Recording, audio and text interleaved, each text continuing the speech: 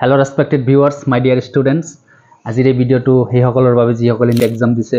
খুবই গুৰুত্বপূৰ্ণ এটা বিষয়বস্তু যে আমাৰ কাউন্সেলিংৰ সময়ত কি ডকুমেন্টস ৰেডি ৰাখিব লাগিব যেহেতু আমাৰ কাউন্সেলিং জুলাই মাহত হোৱাৰ সম্ভাৱনা আছে ৰিজাল্ট হ'ব মিড জুন গতিকে after 1 month of the result there will be counseling of NEET 2024 গতিকে সেই সময়ত আমি কি ডকুমেন্টস ৰেডি ৰাখিম হয়তো আমি জানো তথাপি আমাৰ কেতিয়া কি লাগে হয়তো দুটা থাকি যায় গতিকে আজিৰ এই ভিডিওটোত সিৰিয়ালি মই কেইটামান ডকুমেন্টছৰ বিষয়ে জনাম হেকেটা তোমালোকে ৰেডি ৰাখিব লাগিব প্ৰথমতে যদি আগবাৰো আমি প্ৰথমতে আমি চাও 10th and 12th marksheet or passing certificate or both কিছুমান ষ্টেটত হয়তো এটা কৈ দিয়ে কিছুমান ষ্টেটত দুটা দিয়ে মার্কশিট সার্টিফিকেট গতিকে যদি আছে দুটা তোমালোকে ৰেডি ৰাখিব লাগিব 2 নম্বৰত যদি আমি চাও SLC certificate from the institute of last attended or migration certificate যেটো আমি মানে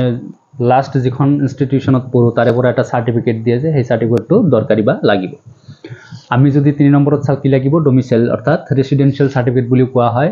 অল ইন্ডিয়া কাউন্সেলিংৰ ক্ষেত্ৰত নালাগে বাট স্টেট কাউন্সেলিংৰ ক্ষেত্ৰত ডোমিসাইলটো বিচাৰে কিছুমান কলেজত নেক্সট যদি আমি চাও 4 নম্বৰত নেট এপ্লিকেশন ফৰ্ম যিখন ফৰ্ম তোমালোকে এপ্লাই কৰিছিলা NEET এপ্লিকেশন ফৰ্মটো তোমালোকৰ লগত লৈ যাব লাগিব 5 নম্বৰত যদি আমি চাও NEET এডমিট কাৰ্ড হয়তো কিছুমানে ক'ব যে এডমিট কাৰ্ডটো আমাক দিয়া নাই বা লৈ গৈছে তোমালোকে যে PDF ডাউনলোড কৰিছিলা তাৰে ফাৰ্স্ট পেজটো তোমালোকে কি কৰিবা ফটো ষ্টেট কৰি লগত লৈ যাব লাগিব নেক্সট যদি আমি চাও 6 নম্বৰত কি আছে যে NEET স্কোৰ কাৰ্ড অৰ্থাৎ ৰিজাল্ট যিদিনা দিব বা ৰিজাল্টৰ দিনা তোমালোকে স্কোৰ কাৰ্ড পাবা সেই কাৰ্ডখন তোমালোকৰ লাগিব 7 নম্বৰত যদি আমি চাও কি লাগিব ক্যাটেগরি সার্টিফিকেট অর্থাৎ কাস্ট সার্টিফিকেট তো OBC MOBC SC ST এবিলাক ক্যাটেগরি অর্থাৎ কাস্ট সার্টিফিকেট তোমালোকৰ আছে যদি লাগিব আৰু ওপেন ক্যাটেগৰিৰ নালাগে অৰ্থাৎ জেনাৰেলৰ নালাগে নেক্সট যদি আমি চাও কি লাগিব যে গ্যাপ সাৰ্টিফিকেট যদি নিটৰ আগত তোমালোকৰ গ্যাপ গৈছে কোনটো বছৰত গ্যাপ গৈছে কিয় গ্যাপ গৈছে তাৰে এটা গ্যাপ সার্টিফিকেট লাগিব affidavit 10 rupees or 50 rupees next যদি আমি চাও কি লাগিব পাসপোর্ট সাইজ ফটোগ্রাফ লাগিব 8টা কপি সেম এজ NEET ফর্মত যেনেকৈ তোমালোকে ভৰাইছিলে হেনেকুৱা ফটো তোমালোকৰ 8 কপি ৰেডি ৰাখিব লাগিব নেক্সট যদি আমি চাও নেক্সট আমি আগবাঢ়িছো 10 নম্বৰলৈ 10 নম্বৰত যদি আমি চাও তোমালোকৰ কি লাগিব প্ৰুফ আইডেন্টিটি লাগিব অৰ্থাৎ গভটে প্ৰুফ তোমালোকৰ যিকোনো এটা প্ৰুফ আইডেন্টিটি যাৰ আধাৰ কাৰ্ড হ'ব পাৰে ড্ৰাইভিং লাইসেন্স হ'ব পাৰে বা ভোটাৰ আইডি হ'ব পাৰে এনেকুৱা এটা প্ৰুফ আইডেন্টিটি তোমালোকৰ লাগিব